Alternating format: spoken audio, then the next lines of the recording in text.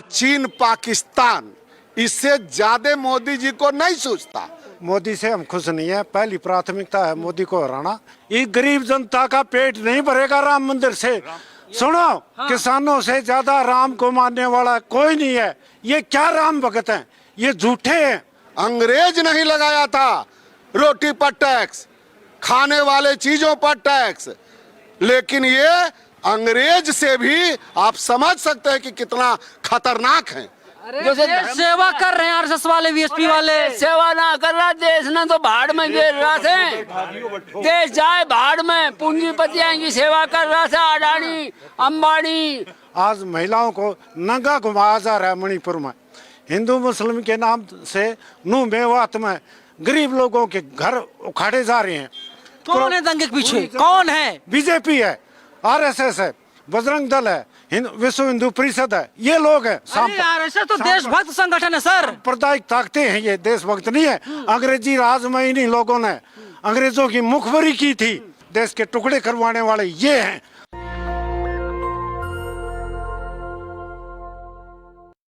मेरे साथ अभी तमाम लोग हैं और यही लोग सरकार को बनाते हैं, सरकार को बिगाड़ते हैं। और मैं इन्हीं लोगों को जानता हूं कि ये लोग क्या सोचते हैं 2024 में कौन आएगा। क्या लगता है यार, किस तरफ बह रही है?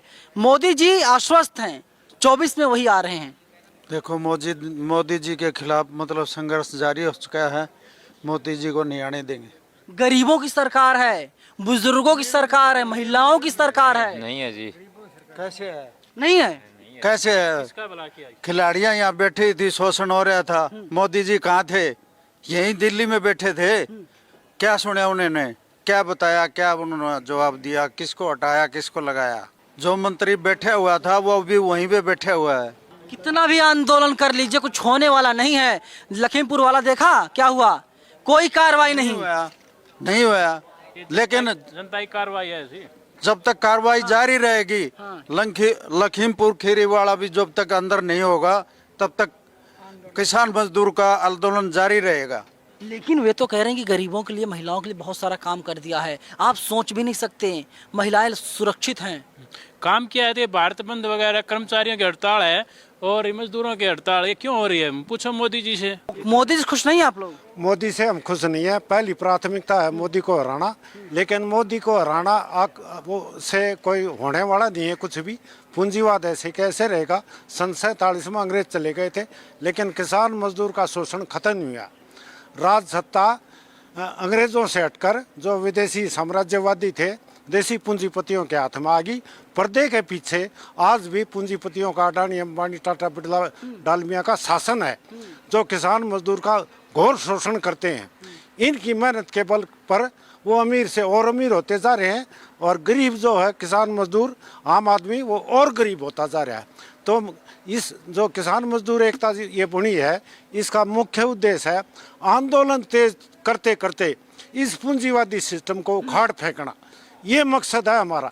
हमारा मोदी हारो जीतो, इससे कुछ होने वाला नहीं, हम ये मानते हैं। लेकिन मोदी जितना घटिया काम किए हैं आम लोगों के लिए, इतना किसी प्रधानमंत्री ने नहीं किए। आज महिलाओं को नंगा घुमाया जा रहा है मणिपुर में। हिंदू मुस्लिम के नाम से नूह मेवात में गरीब लोगों के घर उखाड़े जा रहे हैं, बुलडोजर चलाए जा रहे हैं। रोजगार की कोई बात नहीं। मुसलमान तो दंगाई है, सरकार ने बता दिया। सब मुसलमान दंगाई नहीं है, सब हिंदू दंगाई नहीं है। कोई दंगाई नहीं, दंगे करवाए जा रहे हैं जानबूझकर। आप सब समझते हैं, ऐसा प्रश्न मत करो। कौन है दंगे के पीछे? कौन है? बीजेपी है, आरएसएस है, बजरंग दल है, विश्व हिंदू परिषद है। ये लोग हैं। आरएसएस तो देशभक्त संगठन है सर। सांप्रदायिक ताकतें हैं, ये देशभक्त नहीं है। अंग्रेजी राज में इन्हीं लोगों ने अंग्रेजों की मुखबरी की थी। अंग्रेजों के पीछे खड़े थे ये। इन्होंने कहा था मुसलमान हमारे दुश्मन है, अंग्रेज हमारे दुश्मन नहीं है। सन 1925 में आरएसएस बन गया था। इन्होंने आज़ादी आंदोलन में एक आदमी ने भी हिस्सा नहीं लिया। किसी ने कैद काटी हो, कोई सजा भुगती हो अंग्रेजों के खिलाफ, आप बता दे। सावरकर 20 बार माफी मांगी थी। वही सावरकर है जिन्होंने नाक रगड़ा, अंग्रेजों की पेंशन ली, सरेंडर कर दिया था। और उन्होंने ही पाकिस्तान दो राष्ट्र की नीति इस देश को के सामने रखी थी। इस देश के सामने दो राष्ट्र की नीति रखी थी, हिंदू राष्ट्र और मुसलमान राष्ट्र। देश के टुकड़े करवाने वाले ये हैं। आज बीजेपी कह रही है, बीजेपी कह रही मोदी जी हैं तभी हम लोग सुरक्षित हैं, वरना पाकिस्तान कब्जा होता। ये सब झूठे नारे हैं, बकवास हैं, बिल्कुल झूठ बोल रहे हैं। कोई पाकिस्तान किसी पर कब्जा नहीं कर सकता, आज कोई चीन किसी पर कब्जा नहीं कर सकता। आज इस अवस्था में दुनिया पहुंच चुकी है, एक देश दूसरे देश पर शासन नहीं आप कर सकता। चाहते हैं इस्लामिक राष्ट्र बन जाए? इस्लामिक और हिंदू राष्ट्र कुछ नहीं बने, राष्ट्र बने देश की मेहनत का, जनता का राष्ट्र बने। ये देश किसका है? मजदूर का है, किसान का है। ये किसी धर्म विशेष का नहीं है, ना हिंदुओं का है, ना मुसलमानों का, ना सिखों का, ना ईसाइयों का। धर्म है व्यक्ति का व्यक्तिगत मामला। राजनीति में दखल का कोई, धर्म का कोई दखल नहीं होना चाहिए, यह मजदूर किसानों का मानना है। राम मंदिर तो बन रहा है, मोदी जी की देन है। राम मंदिर से पेट नहीं भरेगा, इस गरीब जनता का पेट नहीं भरेगा राम मंदिर से। सुनो, किसानों से ज्यादा राम को मानने वाला कोई नहीं है। इस देश का किसान जब बैल जोतता था, हल में शुरू करता था सुबह सुबह, तो वो बोलता था ले राम का नाम। ये क्या राम भगत हैं? ये झूठे हैं, बदमाश हैं। राम के नाम से लोगों को बांट रहे हैं और फूट डाल रहे हैं देश में। देश के टुकड़े टुकड़े कर देंगे, बर्बाद कर दिया इन्होंने देश। इनके बराबर झूठे बात पर सहमत है? इनके बराबर झूठे आदमी आज तक नहीं आए। किनके बराबर? बीजेपी के बराबर। हाँ। हाँ, मोदी के बराबर। अरे 3 तलाक खत्म कर दिया उन्होंने, देखिए देश के लिए कितने सारे काम किए हैं। हमें खत्म चाहिए बेरोजगारी, महंगाई, भ्रष्टाचार, लूट खसूट, और ये धर्म दुर्म के ये जो नफरत फैला रहा है ना, ये अपना राज चलाने के लिए फैला रहा है। असल मुद्दों से लोगों का ध्यान भटकाने के लिए कर रहा है। क्या है असल मुद्दे, कौन से हैं? असल मुद्दे हैं बेरोजगारी, महंगाई, भ्रष्टाचार, बलात्कार, महिलाओं पे अन्याय, ये असल मुद्दे हैं।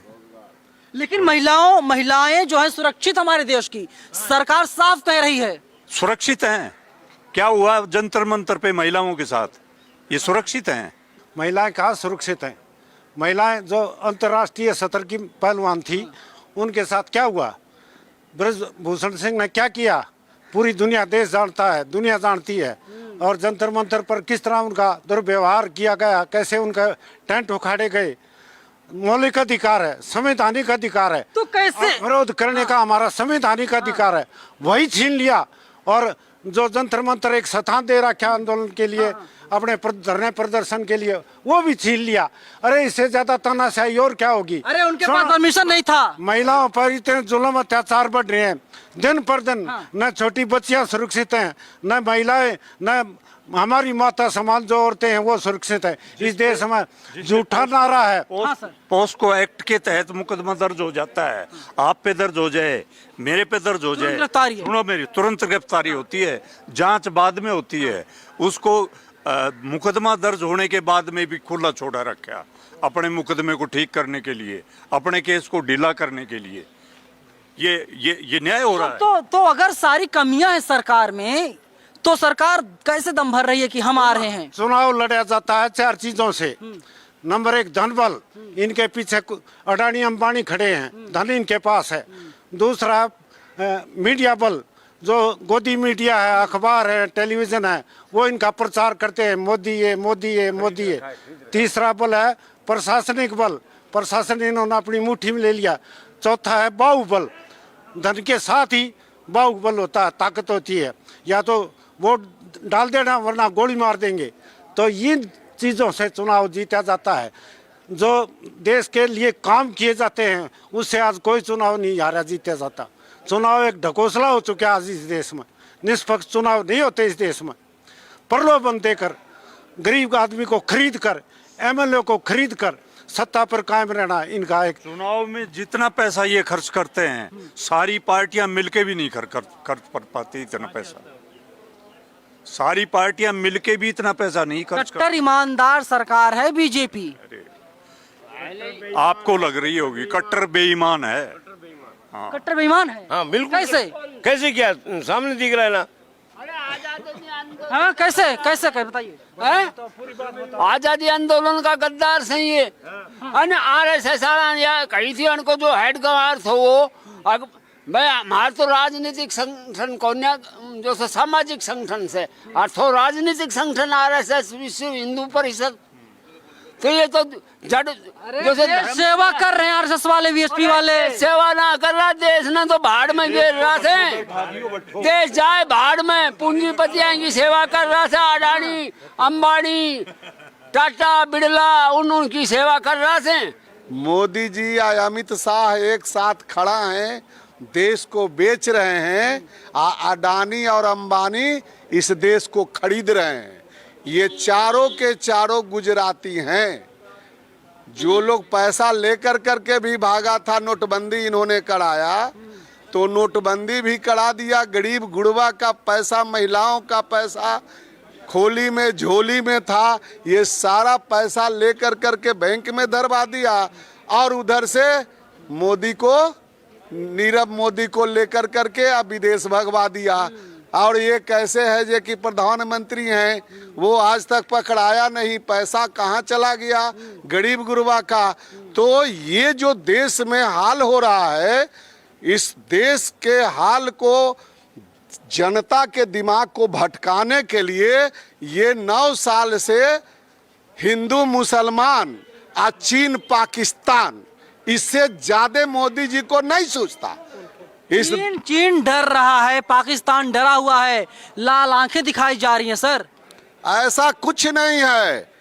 इनके राज में हजारों किलोमीटर चीन जो है बढ़ गया है। हम चीन का समर्थक नहीं है, हम हिंदुस्तान भारत के समर्थक हैं। लेकिन यह लोग जब भी आते हैं तभी ये चीन और पाकिस्तान है जो कि खड़ा होता है, नहीं तो भारत के सामने किसी की हिमाकत नहीं है। चीन का क्या औकात है जो भारत के सामने खड़ा रह सकता है। कई बार यहाँ आपने देखा है 62 का लड़ाई देखा, कहाँ था चीन, कहाँ गया। वो ताकत भारत के पास है।